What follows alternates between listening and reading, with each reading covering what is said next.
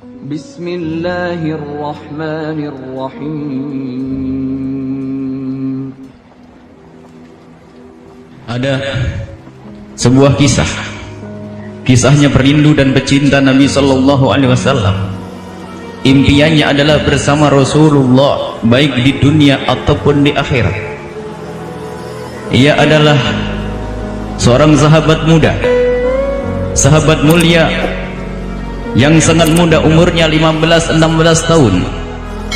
Namanya Tha'labah bin Abdurrahman.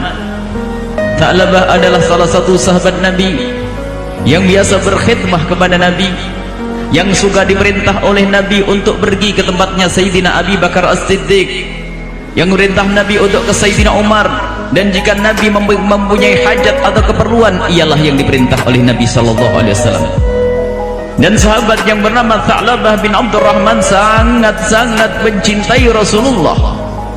Bahkan di hatinya yang ada hanyalah Nabi Sallallahu Alaihi Wasallam. Ia tidak senang tidur di rumahnya. Ia senang tidur di saat membuka mata bisa melihat rumahnya Rasulullah Sallallahu Alaihi Wasallam. Dikhawatirkan ada sesuatu yang akan menimpa Nabi, apalagi di saat ada isu bahwasanya ada serangan atau ada musuh yang bakal datang. Dia tidak pernah tidur malam. Itulah Tha'labah. Pernah ditemukan oleh Rasulullah tidur tidak jauh dari pintunya rumah Rasulullah SAW. Lalu ditanya Rasulullah, Tha'labah, kenapa kau tidur di sini?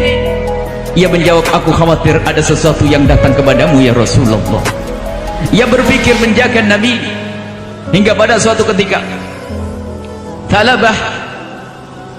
Tha'labah ini sungguh luar biasa. Dia diutus oleh Nabi Sallallahu Alaihi Wasallam, dan di saat di perjalanannya di kota Madinah, di dalam menjalankan tugas dari Rasulullah, melewati perumahan penduduk di kota Madinah. Dan di saat Tha'labah bin Abdurrahman melewati perkampungan kota Madinah, tiba-tiba melihat satu rumah yang terbuka. Kemudian rumah terbuka itu pas tembus ke arah kamar mandi. Dan kamar mandi pada zaman dahulu belum pakai kayu karena kefakiran yang sangat pada saat itu, sehingga hanya dengan satir kain yang diturunkan. Karena pintu terbuka sehingga tertiup angin, terbukalah itu kain. Dan Tha'labah waktu itu melihat, ternyata di dalam kamar mandi tersebut ada seorang wanita yang lagi mandi. Ia melihat sekali, kemudian dia melihat kedua kali, dan setelah itu dia beristighfar, astagfirullahaladzim, aku diutus oleh Rasulullah, kenapa aku melihat yang haram? Kemudian beliau menangis. Dan setelah Tha'labah menangis akan kembali kepada Rasulullah, tidak berani. Ia sangat malu dengan Rasulullah Sallallahu Alaihi Wasallam. Ia takut nanti akan turun wahyu lalu mengatakan bahwasanya Tha'labah termasuk golongan orang munafik. Ia menangis pulang ke rumah. Ia tidak berani, karena kalau pulang ke rumah pasti akan disusul oleh para sahabat Nabi. Akan ke tempatnya Nabi pun tidak berani, karena ia menganggap itu kesalahan besar. Lalu dia menghilang begitu saja. Dan Rasulullah Sallallahu Alaihi Wasallam yang sangat dekat dengan Tha'labah, hampir setiap saat melihat Tha'labah, baik di waktu sholat atau di luar sholat. Tapi saat ini Tha'labah tidak terlihat di waktu sholat dan di luar waktu sholat. Di waktu sholat yang pertama Nabi Muhammad mengira bahwasanya Tha'labah mungkin keluar kemana. Kemudian sholat yang kedua, di waktu yang ketiga, masuk hari esok, Tha'labah tidak terlihat. Maka Rasulullah bertanya, siapakah ada yang tahu di antara kalian di mana Tha'labah berada? Mereka pun baru tersadar kalau Tha'labah tidak ada. Kami tidak tahu ya Rasulullah, dia itu anak muda, paling juga keluar ke sana atau pergi ke sana. Lalu Rasulullah berkata kepada Sayyidina Umar bin Khattab dan berkata kepada Sayyidina Salman Al-Farisi, tolong kau cari Tha'labah. Dicari dan dicari tidak ketemu. Lapor lagi kepada Nabi, tidak ketemu ya Rasulullah. Hingga berjalanlah waktu, hari demi hari berganti, hingga pada suatu ketika Rasulullah tiba-tiba memanggil lagi Sayyidina Umar dan Salman Al-Farisi. Sudah kau ketemukan Tha'labah? Belum ya Rasulullah. Kemudian Rasulullah memerintahkan cari Tha'labah di antara gunung itu dan gunung itu, menunjuk kepada gunung antara kota Madinah dan kota Mekah. Coba kau cari di sana Tha'labah. Berangkatlah Sayyidina Umar bin Khattab dengan Sayyidina Salman Al-Farisi Kemudian datang ke tempat tersebut tidak menemukan apa-apa, hanya menemukan seorang penggembala yang namanya Zufafah. Lalu bertanyalah Sayyidina Umar bin Khattab, wahai penggembala, apakah engkau pernah melihat orang dengan sifat-sifat seperti ini? Umurnya 15-16 tahun, dia model sifatnya seperti ini, kulitnya seperti ini, rambutnya seperti ini. Penggembala kambing tersebut berkata, kami tidak menemukan siapapun kecuali satu orang yang dia tinggal di sela-sela bukit itu. Orangnya adalah orang yang cengeng. Setiap turun ke bawah yang terlihat matanya adalah derai air mata. Sayyidina Umar berkata, Sa'labah yang aku kenal tidak cengeng, cuman barangkali dia barangkali, cobalah tunjukkan di mana tempatnya. Kemudian penggembala tersebut berkata, tunggulah di tempat ini, karena setiap sore Sa'labah itu turun, biasanya turun ke tempat kami ini. Lalu bukan Sa'labah, pemuda itu turun, biasanya turun ke tempat ini, langsung kami beri susu sampai ia kenyang, kemudian dia pergi lagi. Akhirnya Sayyidina Umar dengan Sayyidina Salman Al-Farisi bersembunyi di balik bebatuan, sebab kalau tahu itu adalah sahabat Nabi, tentu dia akan kembali lagi ke atas. Setelah turun, Sa'labah memang menoleh ke kiri ke kanan, tidak ingin diketahui oleh siapapun. Dia adalah Sa'labah, dia menoleh ke kiri dan ke kanan, tidak mau terlihat oleh siapapun. Akhirnya telah sampai ke tempatnya penggembala kambing, dikasih susu secukupnya, kemudian setelah itu mau berlari.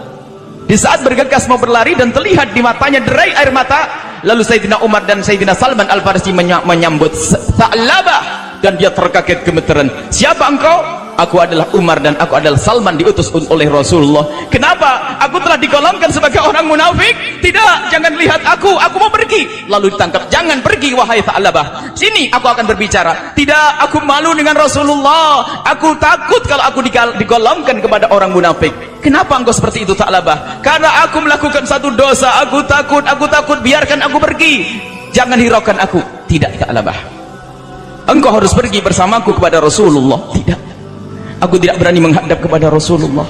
Tidak Sa'labah, ini perintah dari Rasulullah. Benar, Rasulullah tidak mengatakan aku golongan orang munafik. Aku tidak mendengar itu semua. Yang jelas berhari-hari Nabi Muhammad memerintahkan kepadaku agar aku mencarimu, dan sekarang aku sudah menemukanmu. Ayo Sa'labah pulang. Ternyata ini sudah hari yang ke-40 hari. Sa'labah berada di bukit itu 40 hari, ternyata hanya dengan derai air mata menangisi, menyesali hanya karena melihat perempuan di kamar mandi, dan itu pun hanya sekelebat. Ia menganggap ini sebuah dosa besar, ini menganggap sebuah kesalahan yang menjadikan dia bakal digolongkan sebagai orang munafik.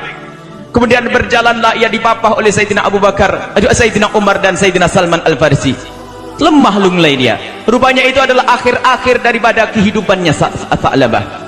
Dia lemah 40 hari hanya minum susu, tapi dia mau kembali, takut dia ketemu Rasulullah, takut ketemu dengan orang yang dicintainya, takut dimarahi oleh Rasulullah, takut digolongkan orang munafik. Padahal dulu dia rindu ingin bersama Rasulullah di dunia ataupun di akhirat. Kemudian dia terjerumus dalam dosa melihat perempuan yang lagi mandi. Masya Allah. Kemudian dihantarkanlah oleh Sayyidina Umar bin Khattab dengan Sayyidina Salman, dibawalah ke tempatnya Rasulullah.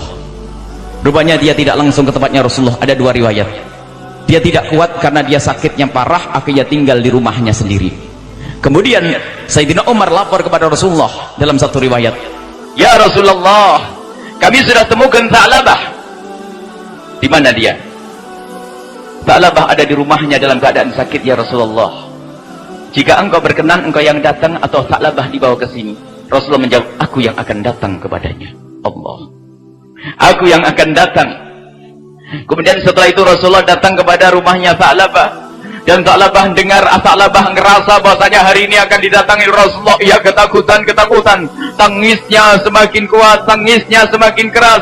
Apalagi di saat mendengar suara Rasulullah, Assalamualaikum ya Sa'labah. Sa'labah gemeteran menjawab, Waalaikumsalam ya Rasulullah. Ia ragu-ragu melihat wajah Rasulullah sallallahu alaihi wasallam.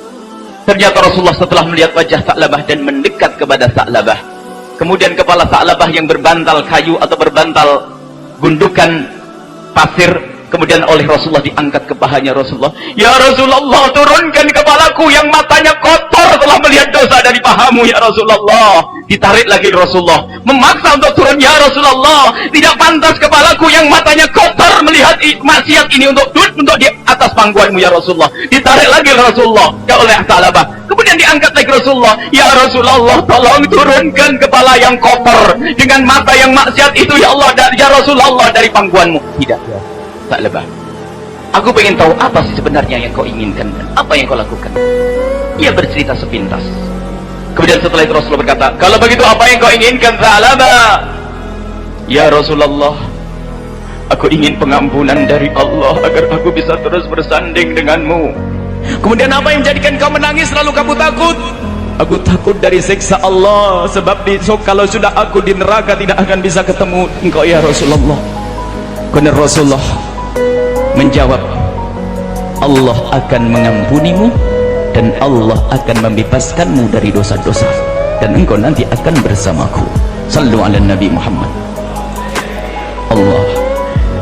Coba wahai para pengaku cinta Nabi sallallahu alaihi wasallam, yang mengaku cinta Nabi tapi tidak sungkan bermaksiat.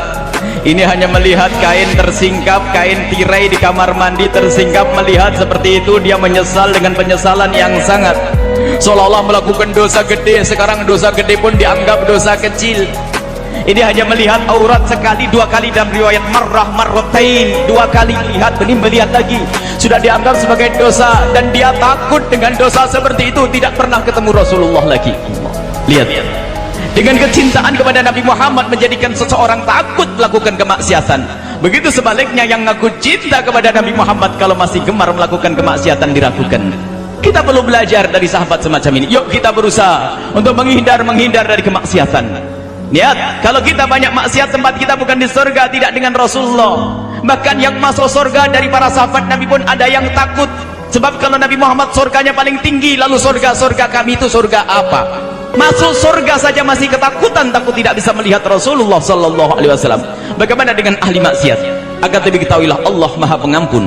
Saat ini, detik ini, yuk kita kembali kepada Allah, minta ampun kepada Allah atas segala dosa. Jangan sampai kita hanya mengaku cinta ke Rasulullah, akan tapi kemaksiatan terus kita lakukan. Mata melihat yang haram, telinga dengar yang haram, mulut mengucapkan yang haram. Takutlah kepada Allah dan ketahuilah, setelah Tha'labah di pangkuan Nabi Muhammad, setelah diberi kabar gembira bahwasanya dia diampuni oleh Allah, lalu Tha'labah berkata, ya Rasulullah, antara kulit dan dagingku seolah-olah ada semut yang merayap ya Rasulullah. Lalu Nabi Muhammad menjawab, itu artinya kematian akan datang kepadamu ya Tha'labah, bersyahadatlah engkau. Seketika Tha'labah mengucapkan, asyhadu an la ilaha illallah wa asyhadu anna Muhammadar Rasulullah. Setelah itu Rasulullah merasakan di paha beliau beban yang berat, artinya Tha'labah sudah meninggal, kepalanya di atas pangkuan Rasulullah sallallahu alaihi wasallam, dan yang memandikan langsung Rasulullah, yang mengkafani Rasulullah, kemudian diantarkan jenazah itu oleh Rasulullah. Dan Rasulullah ternyata di saat berjalan mengantarkan jenazah, berjalan dengan ujung jemarinya, kalau bahasa Jawa Timur jinjit. Rasulullah berjalan dengan ujung jemari kakinya, jinjit. Lalu Sayyidina Umar bin Khattab berkata, ya Rasulullah, tempat luas untukmu, kenapa engkau berjalan seperti itu? Wahai Umar, ketahuilah demi Allah, tempat itulah dipenuhi malaikat sehingga aku susah untuk berjalan. Dipenuhi malaikat sehingga susah untuk berjalan Rasulullah. Allah, ini berkat kecintaan kepada Nabi sallallahu alaihi wasallam yang membuahkan seorang hamba takut melakukan kemaksiatan, takut melakukan dosa. Dan kecintaan kepada Nabi Muhammad menjadi Nabi Muhammad datang, lihat, Nabi Muhammad datang meletakkan kepalanya di atas pangkuannya. Allah, alangkah indahnya suasana, sungguh kebahagiaan yang sesungguhnya bagi pecinta Rasulullah. Disolati oleh Rasulullah, dihantarkan oleh Rasulullah, kemudian dihantarkan oleh para malaikat Allah. Baik, koreksi untuk kita semua. Lihat kecintaan kepada Nabi menjadi seorang hamba takut melakukan kemaksiatan. Kalau cinta itu sungguh-sungguh, kita cinta kepada manusia saja selalu menjaga perasaan yang kita cintai agar kita tidak menyakitinya. Bagaimana cinta kepada Nabi, cinta kepada Rasulullah sallallahu alaihi wasallam.